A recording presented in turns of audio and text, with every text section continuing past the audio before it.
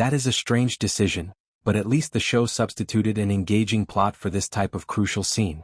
Did you notice that Guy and Jinny were going back to England in the previous paragraph? Seadown, Barney Fishwick, just takes baby Freddie from his cradle and disappears into the water, thus they are compelled to do this. Now, Jinny's only option is to seek assistance from her sister. Fortunately for her, Nan has forged a partnership with Theo, and the two are more than prepared to exert every effort to improve Jinny's public perception, which is crucial to changing the subject and passing Nan's bill. Theo arranges for the Times editor to visit Jinny in the middle of the night, and the next morning, London is a hive of activity as everyone talks about the editorial that exposes Seadown's mistreatment of his wife. It's a daring move that makes Seadown go utterly crazy. He does, however, have some tricks up his sleeve. He devises a scheme to have Jinny painted as a crazy person in front of the entire town, with his mother's help. Or in front of the entire nobility anyway. When Seadown agitates Jinny and causes a scene during an opera that is attended by everyone who matters, including Nan and the head of parliament, everyone assumes that she is the one making frightened him.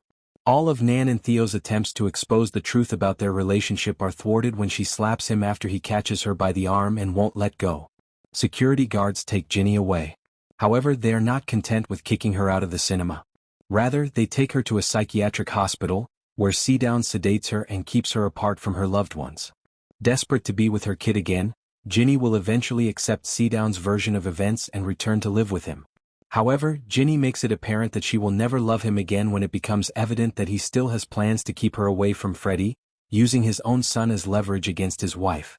We were beginning to worry that she was genuinely thinking Seadown had changed, so this is fantastic for her character development. As she first explains to Guy at the start of the show. Unfortunately, although this helps the viewer understand Jinny as a character, it does not augur well for her inside the narrative. Seadown isolates her from the other people in her life by locking her in a room in his house. Nan appears to be ready to take action once more, but sadly she is powerless to do anything about it. Richard, Josh Dillon, and Anuria, Mia Threppleton, must ultimately make their brother see the light of reason, or simply take Jinny and Freddie away, whichever works. After discovering what her second son has done to Jinny, Lady Brightlingsea, Fenella Wogar, who had previously supported him, realizes her mistakes and tells Richard where the couple is. She claims that James always tried to impress Richard, thus there is no one better to protect him from himself. Richard then devises a strategy with Anuria to pay pretended to provide some fraternal support by going to Seadown.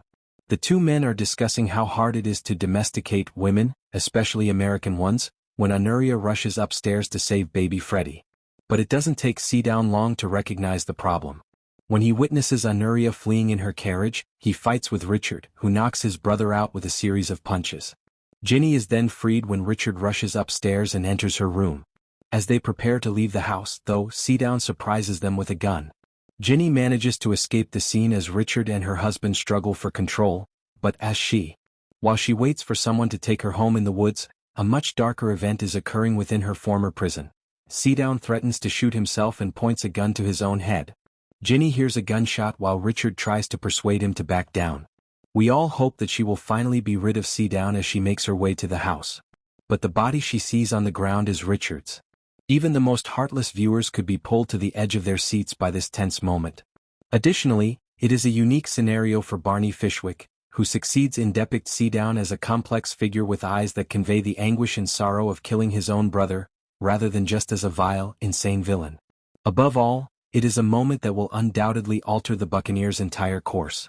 Despite the show's numerous turns thus far, it has never before killed off such a crucial character.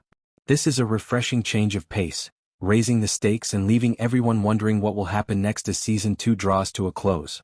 Thus, this episode of The Buccaneers was unusually violent and dramatic. To put it another way, this was a really fun hour of television. The Apple TV Plus series is back to its usual form after 2 dull chapters that frequently felt like little more than fillers because they concentrated on a cliched affair and Lizzie's, Aubrey Ibrag, ill-considered romance with the Duke of Tintagel, Guy Remmers. It only required reuniting its leads and putting them in a power struggle, or perhaps more accurately a baby fight, that would have unanticipated repercussions for the plot and the setting. Because, following the showdown that ends every single piece of my heart, our favorite characters, especially Conchita, Alicia Bowe, will never be the same. In addition, this is the time if Nan, Christine Froseth, ever had a chance to witness her bill pass. Last but not least, the Buccaneers story has recently ventured into entirely unexplored territory, proving that sometimes we must kill our loved ones. It's true that perhaps this recap ought to have begun less positively. After all, every single piece of my heart falls short in a crucial area, providing consistency to the previous episode's events. The romance between Paloma, Grace, and Guy, Matthew Broom, Ambrose, appears to have been forgotten when he and Jinny, Imogen Waterhouse, sail back to England and reunite with Nan. It was strange to see the tale shift away from Italy without a single shot of Paloma looking sad or anything, though of course there is still time for their romance to have some influence on the main plot. The episode's handling of Lizzie's broken engagement, however, is far more devastating.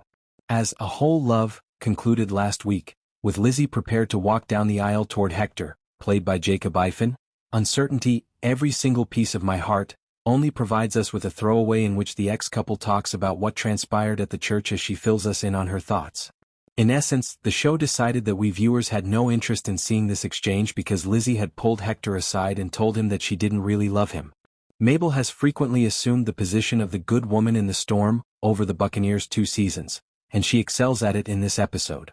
The show effectively capitalizes on her sisterly closeness with Lizzie.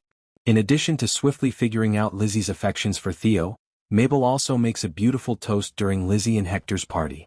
Additionally, Mabel and Honoria continue to demonstrate why they are the healthiest couple in the Buccaneers.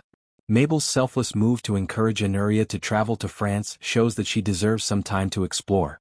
One of the most surprising passages in the show, where Mabel and her mother discover some common ground, is facilitated by that chat. Even though it's not nearly complete acceptance, her mother is obviously trying to meet her where she is, and Josie Tota does a fantastic job portraying Mabel's happiness in that relationship. Guy naturally looks for a rebound in Italy shortly after Nan departs, and Paloma is essentially the only practical choice. However, it's a little frustrating to see the program go the predictable path with Guy and Paloma going into bed together, as I like the platonic vibes between Guy, Jinny, and Paloma in previous episodes. This season has seen multiple instances of the Buccaneers' tendency to rely too heavily on secrets to create friction. The two getting married during their inebriated evening is much more annoying though. TV uses that as a story element far too frequently, and in this instance, it's a rather obvious attempt to put Guy and Nan's relationship in yet another bind. Aubrey Ibrag's character Lizzie is a dilemma for the Buccaneers. The Apple TV Plus series has struggled since season 1 to figure out exactly what to do with this character, who typically only appears in the background of her friends' stories rather than taking center stage in her own story. In order to address this problem, the authors recently gave Lizzie an extramarital affair with the Duke of Tintagel, Guy Remmers. But this strange romance seemed to come out of nowhere, with Theo and Lizzie barely ever sharing any moments together that would support a genuine relationship, much less a passionate love as their affections attracted each other are explained. Nevertheless, it is undeniable that the program is trying to elevate Lizzie beyond the status of a glorified extra and instead make her a character in her own right. Unfortunately, the issue still exists because there is so much more fascinating stuff going on that it is difficult to be genuinely concerned about Lizzie and her affair with Theo. Season 2's 5th episode, A Whole Love, is the Lizzie-focused episode that viewers have been eagerly awaiting. However, as the oldest Elmsworth daughter prepares to get married and still finds it difficult to go from Theo, our thoughts are completely somewhere else. It's difficult not to worry more about Guy, Matthew Broom, who is beginning his own romance in Italy with Jinny's friend, Paloma, Grace Ambrose, or Mabel, Josie Tota, whose relationship with Honoria, Mia Threppleton, appears to be coming to an end, or even Jinny, Imogen Waterhouse, as she attempts to resist Seadown's, Barney Fishwick, advances. Even while it's clear that the authors are making every effort to give Lizzie more room, we ultimately come to the depressing conclusion that the Buccaneers' treatment of her has been so severe that it has become nearly impossible for her to shine. There have been multiple instances this season where the Buccaneers have relied too heavily on secrets to create conflict. In this episode, even after Guy becomes alarmed when he can't find her and doesn't know she's with James, Jinny keeps her outings with James a secret from him. Jinny must make her own decisions about James, and I get that, but it's still annoying to watch a secret play such a significant part.